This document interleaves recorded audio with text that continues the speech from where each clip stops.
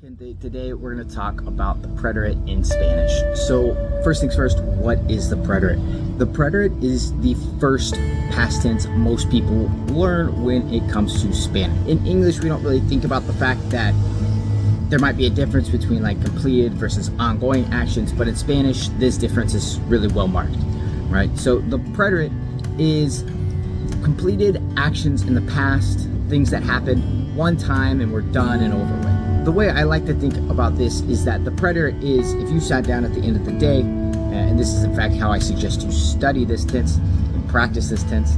If you sat down at the end of the day and wrote down all of the things that, right? So everything from I got up to I went to sleep, right? This can be as granular or as general as you would like, right? So for example, this could be every single movement you take from I opened my eyes, I got out of bed, I brushed my teeth, I took a shower, I went to the kitchen, I cooked an egg, I got dressed, I drove to work, whatever it may be, right? Or it could be just like the highlights, right?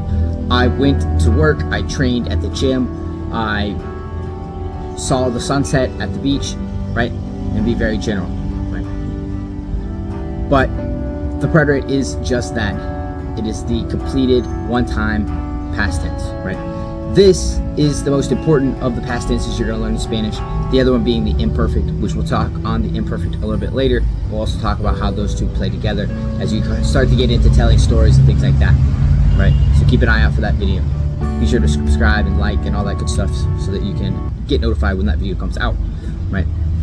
So the best way to practice this tense, I truly think, is after learning the conjugations. We're going to get to that in a second. You need to practice conjugations, obviously, and then start putting it into sentences, right? I suggest you start to keep a journal at this point.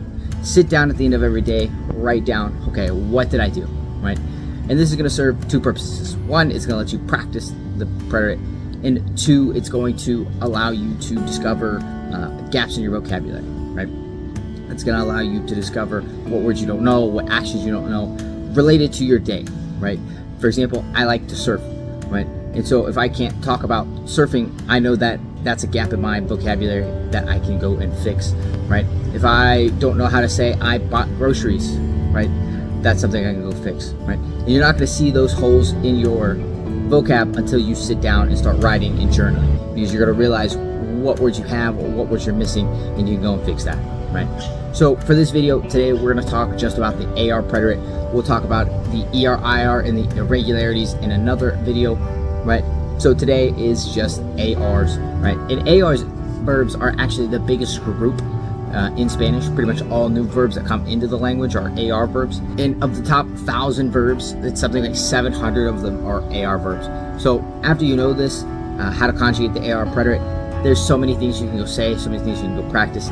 If you want my list of 1,000 most common verbs in Spanish, all nicely divided up, go ahead and comment that down below. Just comment verb list and I'll send that to you. So the preterite functions much the same as the present tense in terms of the steps we're going to take, right? So step one, we're going to remove the AR from the end of the verb, right? In step two, we're going to add our endings, right? Just like the present tense. The endings here are haste, o, amos, and Aaron. Haste, o, amos, Aaron. So before you go any farther, click pause on the video and just go practice that. Take the verbs of cerrar, ayudar, parar, and mirar, and just practice the conjugation. Once you've done that, once you have all your conjugations for all 5 of our subjects, for all 4 of these verbs, click play and keep on going. So now that we have the conjugations down, what I suggest is the next step in practicing is to start making small sentences, right? So, yo ayudé el gato. I helped the cat, right? Yo miré televisión. I watched. Yo paré el carro. I stopped the car. Yo cerré la puerta. I closed the door. Start out with just practicing yo so that you can apply it to yourself and get the idea behind it, and then start working in the other subjects. After you have just like a basic sentence, right? So, yo paré el carro. Tú paraste el perro. El paró el tren, whatever it may be, right? Work to make them longer, either through adding more information. El paró el viejo tren. He stopped the old train instead of just he stopped the train. Or by adding él paró el viejo tren y ayudó al gato. So he stopped the old train and he helped the cat. Go ahead, pause the video, take those 4 verbs.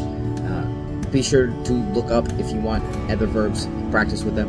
Right? But practice, come up with sentences. Right? Pause the video when you get done. We've got a few sentences. If you want to leave them down below in the comment section, I will give you some corrections and feedback. Thank you guys so much for watching this video. If you guys have any questions, you're struggling with anything, be sure to leave it down in the comments below.